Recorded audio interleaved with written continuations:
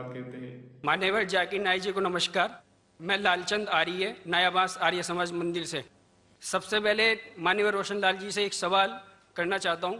स्वामी दयानंद सरस्वती ने जो अपनी जीवनी में लिखे सत्तार प्रकाश में, उसमें श्री कृष्ण जी को योगी राज श्री कृष्ण का है, जबकि कि उनकी कोई बीवियां नहीं थी, एक के अलावा। उनका नाम था रुक्मणी और उनसे ही बच्चा पैदा हुआ था पदुम। इन्होंने एक इल्जाम लगाया आर्य जाति पे कि श्री कृष्ण जी की 11,000 पत्नियां थीं।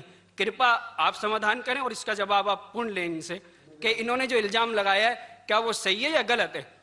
जवाब के लिए इंशाल्लाह मैं हाजिर हूँ इधर। सवाल मुझसे पूछा जाएगा इंशाल्लाह। शंकराचार्य अगर चाहते मैं जवाब के बाद इजाफा करना चाहते मैं उन्हें दे दूंगा इंशाल्लाह। मैं भी तालिब इल्म हूँ अल्हम्दुलिल्लाह, सिर्फ कुरान का नहीं, वेद का भी, महाभारत, रामायण इंशाल्लाह।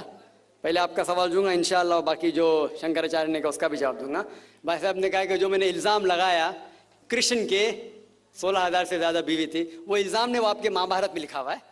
और कृष्ण की एक बीवी नहीं, 8 बीवियाँ थे, 8 बीवियाँ थे, उसमें से रुक्मणी थी, 8 बीवियाँ थी। उसके बाद 16,100 जब जंग के हालत के अंदर उनने 16,100 से शादी की। ये लिखा है महाभारत के अंदर अनुशासन पर्व में। मैं आपको हवाला दे रहा हूँ। किसी भी धर्म में, किसी भी मजहब में जब आप तकरीर करते हैं, जवाब देते, उसका हवाला होना चाहिए किताब से। मैं कहता हूं या कोई स्वामी कहते हैं, शंकराचार्य कहते हैं, उसकी वैल्यू जीरो है। मैं कुछ कहता हूं इस्लाम में, उसकी वैल्यू जीरो है। मैं हवाला दूंगा कुरान और सही हदीस का। तो मेरी तकरीर में जितनी भी मैंने बात इस्लाम के मुतालिक की, उसका हवाला दी। चैप्टर नंबर सूरह माइदा, चैप्टर नंबर 5 वर्स नंबर 1, या सही बुखारी वॉल्यूम नंबर 4 हदीस 46। तो ये जो हवाला मैं दे रहा हूँ, ये महाभारत में लिखा हुआ है अनुशासन पर्व में कि श्री कृष्ण ने 16,100 एक साथ में, 8 पहले थे, तो वो 8 को जुड़ के कुल मिला के होते हैं 16,108। तो 16,100 साथ में उन्होंने की। वो जंग के हालत में जब कई लोग मारे गए, तो उस हालत में, तो ये इल्जाम नहीं, हकीकत है। अगर आप समझते ये गलत है तो आपको महाभारत में नहीं मानना चाहिए। और जो लोग ने अभी तकरीर किया, मैं तकरीर के बाद माशाल्लाह जब शंकराचार्य ने कहा और शुरू किया, उन्होंने पूरी तकरीर में एक अरबी की आयत की तिलावत की, आयत या अरबी बोलें कलमे की तिलावत की, और एक संस्कृत की तिलावत की।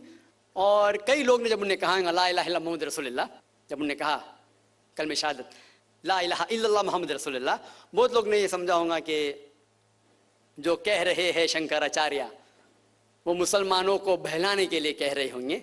उनकी क्या नियत थी अल्लाह वाला, मैं नहीं जानता, मैं उनकी नियत के ऊपर शक नहीं कर सकता। लेकिन क्योंकि मैं तालिब इल्म हूं इस्लाम और दिगर मज़ाहिब का, मेरे दिमाग में फौरन जो वो कह रहे थे कि ये एक कलमा वेद का निचोड़ है, पुराना का निचोड़ है, जो वो कह रहे थे, फौरन मेरे दिमाग में वो श्लोका याद आने लगे।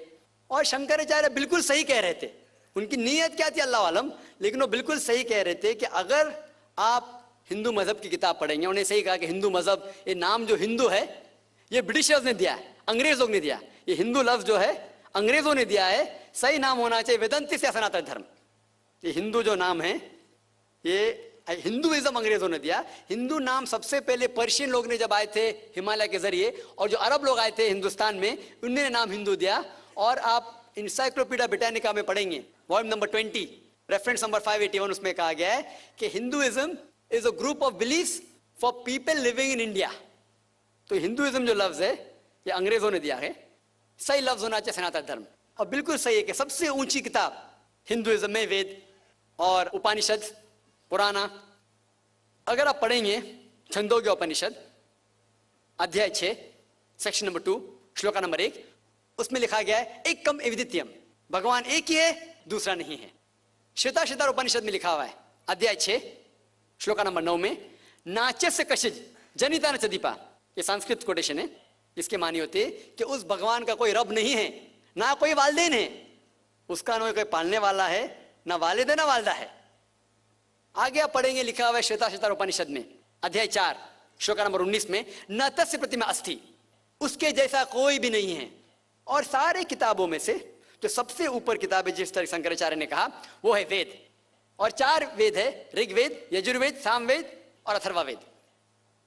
यजुर्वेद में लिखा हुआ है अध्याय 32 chapter number 32 shloka number 3 verse number 3 में लिखा है, न तस्य प्रतिमा अस्ति, उसका ना कोई अक्ष है ना कोई बुत है ना कोई तस्वीर है, उस भगवान का ना अक्स है ना तस्वीर है।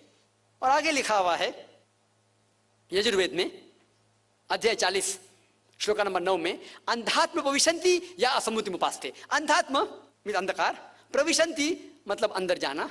वो लोग अंधकार में जा रहे हैं जो लोग असम्मुति की पूजा करते हैं। असम्मुति मतलब कुदरती चीजें, हवा, आग, पानी।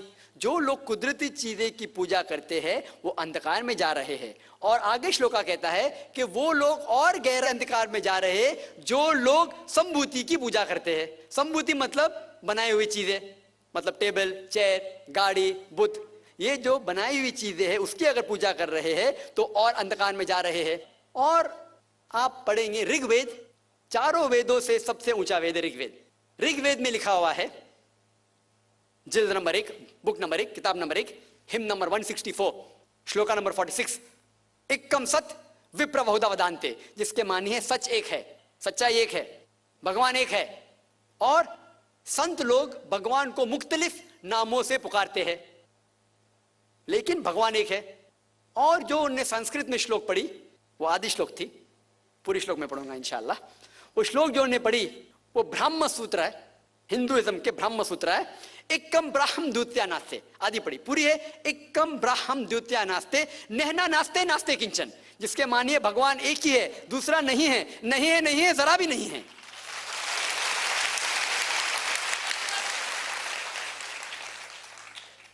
ये पूरा ब्रह्म सूत्र है। वक्त की किल्लत की वजह से उन्हें आधा पढ़ा और मुझे ऐसा लग रहा था जैसे कि उनने मेरी एक तकरीर सुनी जिसका मौजू है similarities between Hinduism and Islam, Hinduism और इस्लाम में यकसानियत। ये हो गया पहले पाठ कलमा का, ला इलाहा इल्लल्लाह, ना कोई माबूद है अल्लाह के सिवा। अभी दूसरे पाठ है मोहम्मद सल्लल्लाहु अलैहि वसल्लम, मोहम्मद रसूलुल्लाह, मोहम्मद सल्लल्लाहु अलैहि वसल्लम रसूल है। और अगर आप पढ़ेंगे, इसके ऊपर एक तकरीर में दी है सिर्फ मोहम्मद सल्लल्लाहु अलैहि वसल्लम के बारे में जिक्र दीगर मज़ाहिब की किताबों में, खुसूसन हिंदुइज्म के। और अगर आप पढ़ेंगे पुराना का जिक्र किया उन्होंने, भविष्य पुराना में पर्व 3 खंड 3 अध्याय 3 श्लोका 5 to 8, उसमें लिखा हुआ है कि एक मलेच्छा आएगा, मलेच्छा मतलब फॉरेनर, बाहर का कोई शख्स आएगा, उसका नाम होगा मोहम्मद। वो अपने साथियों के साथ आएगा, इसका मतलब साहबियों के साथ, और वो लोग को सही दिशा दिखाएगा और राजा भोज उनको इज्जत देंगे। आगे पढ़ेंगे आप भविष्य पुराना पर्व 3 खंड 3 अध्याय 3 श्लोका 10 से लेके 27 तक। उसमें लिखा हुआ है कि ये शख्स आर्य धर्म को फैलाएगा, सच्चा धर्म को फैलाएगा, और इस शख्स के मानने वाले दाढ़ी उगाएंगे, सिर पे शेंडी नहीं रखेंगे, लोग को नमाज के लिए बुलाएंगे, एक इनकलाब दुनिया में लेके आएंगे, गोश्त खाएंगे लेकिन सूअर का गोश्त नहीं खाएंगे, और ये सच्चाई फैलाएंगे, उनका नाम है मुसलमान। ऐसे कई मोहम्मद सल्लल्लाहु अलैहि वसल्लम का जिक्र भविष्य पुराना में है, ऋग्वेद में है, सामवेद में है, अथर्ववेद में है, और खुसूसन अगर आप पढ़ेंगे पुराना में भी है जिसका नाम है कल्कि पुराना। और कल्कि पुराना अगर आप पढ़ेंगे अध्याय 2 chapter number 2 verse number 4, 5, 7, 11 and 15, जिसका भागवत पुराना में भी जिक्र है, volume number 2 verse number 18 to 25, 18 से 25 तक, जिसमें कल्कि पुराना का जिक्र है। कल युग में एक शख्स आएंगे जिसका नाम है कल्कि, उनके वालिदा का नाम है सुमति और वालिद का नाम है विष्णु यास। सुमति के मानिए अमन, अमन करने वाली, और हम जानते हैं कि हमारे पैगंबर आखिरी पैगंबर सल्लल्लाहु अलैहि वसल्लम के वालिदा का नाम था आमिना, जिसका मतलब है अमन फैलाने वाले, और विष्णु यास मतलब भगवान की इबादत करने वाला, और हम जानते हैं मोहम्मद सल्लल्लाहु अलैहि वसल्लम के वालिद का नाम अब्दुल्ला था। इस तरीके से मोहम्मद सल्लल्लाहु अलैहि वसल्लम के आने का जिक्र कल्कि पुराना में है और भागवत पुराना में भी है। तो इस बुनियाद पर ये पूरी तकरीर कर सकता हूँ मैं 2 घंटे के लिए, 4 घंटे के लिए, सिर्फ मोहम्मद सल्लल्लाहु अलैहि वसल्लम का जिक्र हिंदू मज़ाहिब की किताबों में। अभी वक्त नहीं है, लेकिन ये दोनों जोड़ के जो शंकराचार्य ने बिल्कुल सही कहा, ला इलाहा इल्लल्लाह मोहम्मद रसूलुल्लाह के निचोड़े का ना कोई माबूद है अल्लाह के सिवा, और मोहम्मद सल्लल्लाहु अलैहि वसल्लम के पैगंबर है। लेकिन आखिरी में हमारे मोहतरम शुएब साहब ने कहा कि अल्लाह उन्हें हिदायत दे, और मैं भी अल्लाह ताला से दरख्वास्त करता हूँ कि अल्लाह उन्हें हिदायत दे,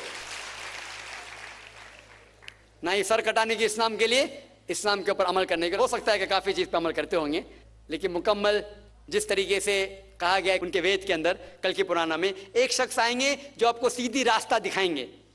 वो जिक्र है कल की के बारे में, जो जिक्र मोहम्मद सल्लल्लाहु अलैहि वसल्लम के बारे में, और उन्हें इस्लाम की किताबें पढ़ी, अल्हम्दुलिल्लाह सुम्मा अल्हम्दुलिल्लाह। और इंशाअल्लाह मैं भी दुआ करता हूँ कि अल्लाह ताला शंकराचार्य को हिदायत दे।